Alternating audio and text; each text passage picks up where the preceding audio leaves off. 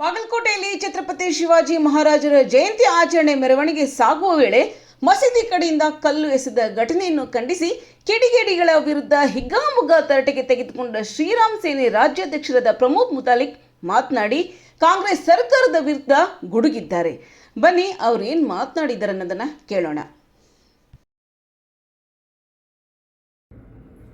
ನಮಸ್ಕಾರ.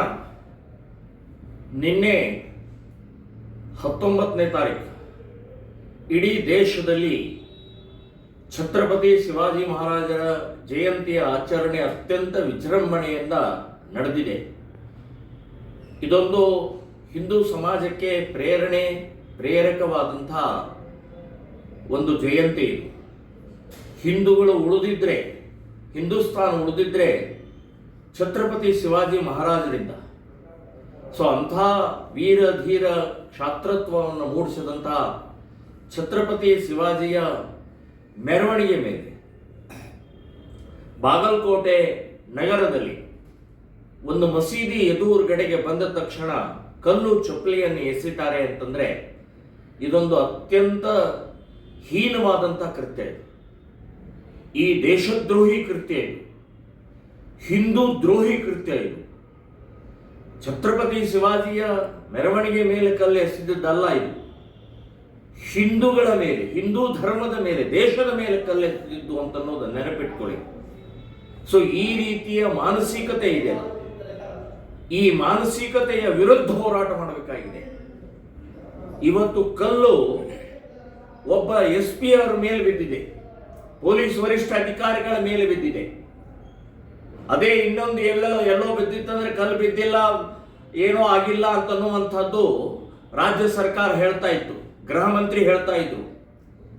ಇದೆಲ್ಲದಕ್ಕೂ ಕರ್ನಾಟಕದ ಕಾಂಗ್ರೆಸ್ ಸರ್ಕಾರವೇ ಹೊಣೆ. ಇದಕ್ಕೆ ಅವರಿಗೆ ಜಿಹಾದಿಗಳಿಗೆ ಕೊಡ್ತಾ ಇರುವಂತ ಕುಮ್ಮಕ್ಕೆ ಕಾರಣ ಅಂತನ್ನುವಂಥದ್ದು ಹೇಳ್ತೇವೆ. ಛತ್ರಪತಿ ಶಿವಾಜಿ ಮಹಾರಾಜರ ಮೇಲೆ ಮೆರವಣಿಗೆ ಮೇಲೆ ಕಲ್ಲು ಎಸೆಯುವುದು ಅಂತಂದ್ರೆ ಎಂಥ ನೀಚರು, ಎಂಥ ದ್ರೋಹಿಗಳು. ಸೊ ಇವರನ್ನ, ಈ ಮಾನಸಿಕತೆಯನ್ನ ಮಟ್ಟ ಹಾಕುವವರಿಗೆ ಹಿಂದೂ ಸಮಾಜ ಬಹಳ ದೊಡ್ಡ ಪ್ರಮಾಣದಲ್ಲಿ ಜಾಗೃತಿಯಾಗಿ, ಒಟ್ಟಾಗಿ, ಒಂದಾಗಿ ಉತ್ತರ ಕೊಡಬೇಕಾಗಿದೆ.